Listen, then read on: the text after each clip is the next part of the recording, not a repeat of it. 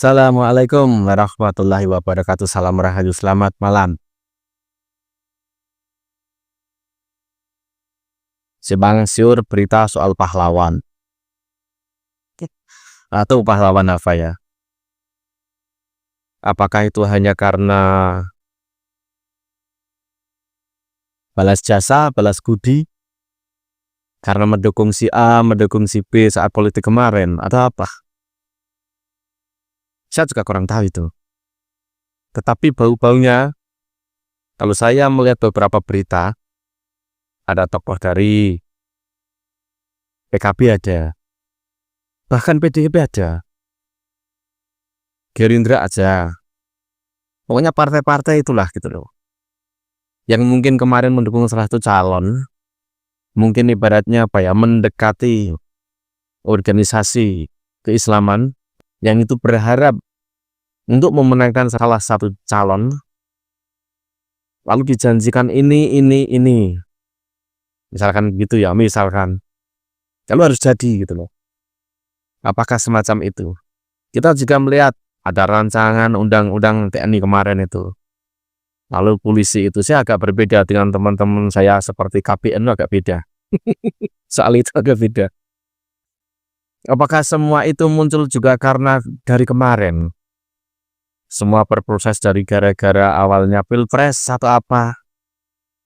Ini hanya sekedar analisa gitu loh. Bisa salah, bisa benar.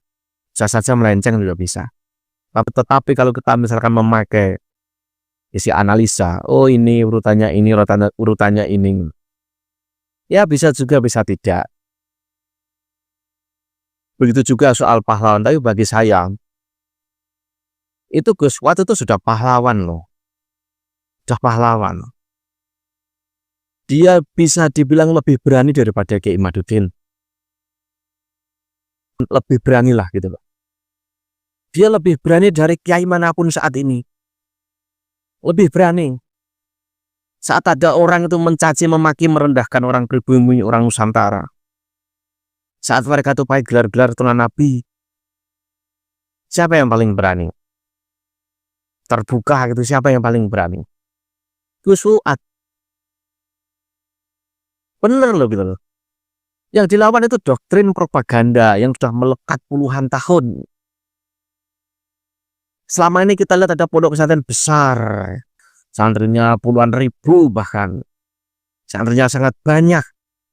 Apakah mereka itu merespon kata-kata mereka yang aku zuriyah Nabi itu memaki, merendahkan, memperbudak dan lain sebagainya. Pokoknya mereka itu raja, orang Nusantara itu bedanya gitu. Apakah para pesantren itu tuh banyak yang mana? Pada bicara, pada bela, diam. Nyali mereka tuh kalah berani dengan Gus Fuad loh. Bener. Apakah pembodohan doktrin, pembelokan sejarah, perebutan pelan-pelan kebudayaan juga, cuci otak yang hal-hal berbau seakan-akan mereka dari sana itu orang sini, padahal mereka di sana, di negara sana, seakan bagian dari asli orang Nusantara. Itu yang paling berani, paling vokal ya Gus Fuad. Coba itu kiai-kiai besar itu. Bukankah yang terjadi seperti itu, pembodohan dan lain sebagainya itu kemapanan, kebobrokan? Masa kita mengamini kemapanan, kebobrokan, kemapanan, pembodohan, kemapanan, doktrin, kemapanan, pembodohan, kemapanan, sifat inferior. Itu. Melawan itu tuh perlu nyali yang kuat. Bukannya nyombongan dia, tapi faktanya seperti itu. Tetapi Gus Fuad berkata semacam itu ada alasannya. Ya karena orang-orang yang selama ini dipercaya, yang dianggap itu tuan lah mungkin, atau kiai sepuh lah, atau siapalah, yang harusnya dia itu menjaga umat pada diam. Nah, jiwa Nusantara ini muncul. Gus Dur itu juga lebih pahlawan. Dia bagian orang yang membela minoritas di alam yang ada sisi orang yang beragama mayoritas, tapi dia itu oknum-oknum ini itu radikal. Gus Dur ini orang yang paling depan. Apakah mereka berani melawan orang-orang kelakuan radikal semacam itu? Enggak berani kok. Gus Dur itu berani membela minoritas, menjatuhkan Soeharto, berani. Orba, siapa yang nggak tahu Orde Baru seperti apa kelakuannya, otoriternya seperti apa. Itu pahlawan Gus Dur itu. Kalau era sekarang itu Gus Dur pahlawan juga sesungguhnya. Bahkan melebihi orang-orang yang mungkin saat ini ada atau apalah gitu, yang mungkin merasa pahlawan. Pahlawan yang paling berat itu ya seperti Gus Dur, seperti Gus Fuad, semacam itu. Jadi jangan melihat wah gagahnya seperti apa, jubahnya seperti apa, senjatanya apa. Enggak. Keberanian itu bukan ke situ. Apakah ada lembaga pendidikan yang di saat umat itu seakan-akan dijongoskan harus dijadikan bawahan, sana majikan, sana bawahan, ada yang bersuara? Kalau mempelajari hal itu, kalian akan marah karena merasa apa? Banyak orang Nusantara ini yang dibodohi. Hanya mereka itu memakai label-label saya ini tuannya Kanjeng Nabi. Padahal Kanjeng Nabi itu tidak membodohi orang. Kanjeng Nabi tidak membuat orang itu posisinya di bawah dan di atas. Sama. Dan yang paling lucu kalau kita melihat itu ada tokoh agama lah. Kalau orang bahasa Jawa apa ya? Wah, munduk-munduk.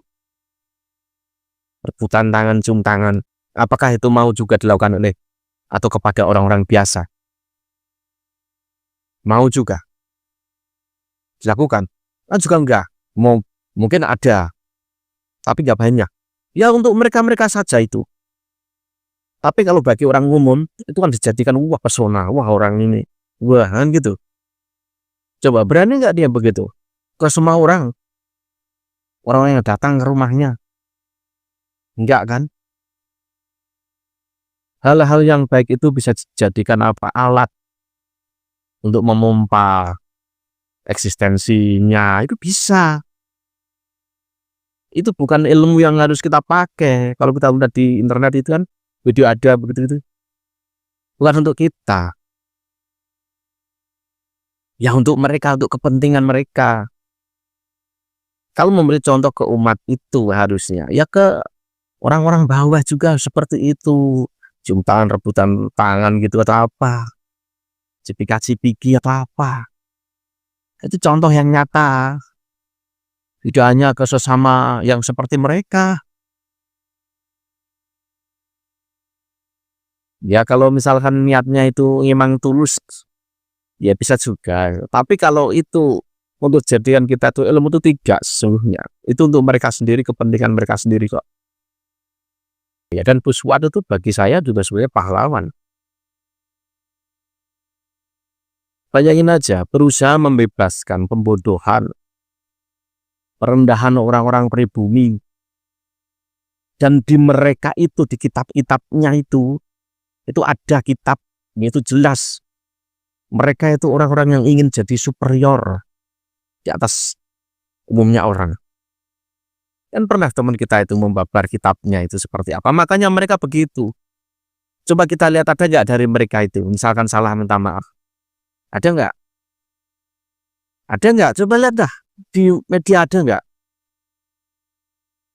Alih-alih ujung-ujungnya apa? Membawa-bawa saya dihina, berarti ini. Umat Islam juga dihina. Agama Islam dihina. Itu apa-apa? Yang salah itu dirinya sendiri kok. Yang berucap, yang berkata dirinya sendiri kok. Ini ada ini soal pahlawan. Syarat jadi pahlawan nasional secara khusus untuk gelar diberikan kepada seseorang yang telah meninggal dunia dan yang semasa hidupnya. Dan saya baru ingat ini, betapa kotornya kata-kata oknum-oknum dari Pak Ali yang suka menghina orang. Kita punya koleksinya banyak. Apakah mereka itu dimasukkan ke bumi? Tidak. Tidak. Ya kadang orang itu ya, kaca itu jika buram itu nggak tahu bahwa misalkan, oh saya mungkin pernah begini-begini. Lalu saat saya dihina, wah lalu saya marah. Ini ada nih, syarat jadi pahlawan nasional secara khusus untuk gelar diberikan pada seorang yang telah meninggal dunia dan yang semasa hidupnya. 1. Pernah memimpin atau perjuangan bersenjata atau perjuangan politik atau perjuangan dalam bidang lain untuk mencapai, merebut, mempertahankan, dan mengisi kemerdekaan serta mewujudkan persatuan dan kesatuan bangsa. Yaitu tadi, kalau pahlawan tidak berjuang melawan penjajah, tidak berjuang untuk mempertahankan, mengisi kemerdekaan. Ini ada nggak buktinya jika misalnya ada orang itu mau jadi pahlawan? Dia berjuang nggak? Dia perang nggak? Ini sama urusannya perang. C. Melakukan pengabdian dan perjuangan yang berlangsung hampir sepanjang hidupnya dan melampaui tugas yang diembannya. Pengabdian dan perjuangan. Nah, perjuangan ini apa? Pengabdian ini apa? Yang berlangsung hampir sepanjang hidupnya dan melebihi tugas yang diembannya. Melebihi tugas yang diembannya ini apa? Kalau misalkan soal pendidikan di Jawa ini banyak pendidikan tuh dari zaman dulu sampai sekarang tuh di situ juga ada disebut pahlawan. Banyak kalau soal pendidikan tuh menurut saya nggak pas lah kalau untuk soal pahlawan nasional itu hanya pahlawan dalam artian pahlawan. Ya lebih apa ya, pendidikan itu ya konteksnya itu ada yang bisnis, ada yang memang itu di situ penghasilannya, ada juga yang murni itu pendidikan. Lalu saat zaman perjuangan, zaman kemerdekaan itu apa ikut berjuang saat melihat tuh negara ini, wilayah ini diserang gitu, diperangi gitu, lalu ikut memerangi gitu, ikut nggak? Atau ini tetap cuek-cuek saja gitu, lalu pokoknya saya ngajar aja gitu. Lalu bagaimana bisa disebut pahlawan nasional jika misalkan tidak ikut perang? Politik di Indonesia itu kalau kita melihatnya ya, kalau kalian nggak punya uang nggak bisa kalau jadi pejabat atas, itu nggak semudah itu. Walaupun ada juga yang ya itu tidak menggunakan uang banyak, itu ada. Itu begitu, itu begini. Jika hanya karena pakai uang kulicin jadi pejabat DPRD atau MPR dan sebagainya. Nah, kalau pakai uang begini kan pahlawan itu. Ini masih banyak ini syarat jadi pahlawan nasional. Wah, banyak. Ada pasal-pasalnya juga. Itu tadi kalau bagi saya itu orang membela tanah airnya, membela umat, membela rakyat, membela kehormatan bangsanya, membela kehormatan budayanya. Pokoknya membela basic orang-orang leluhur pribumi itu pahlawan.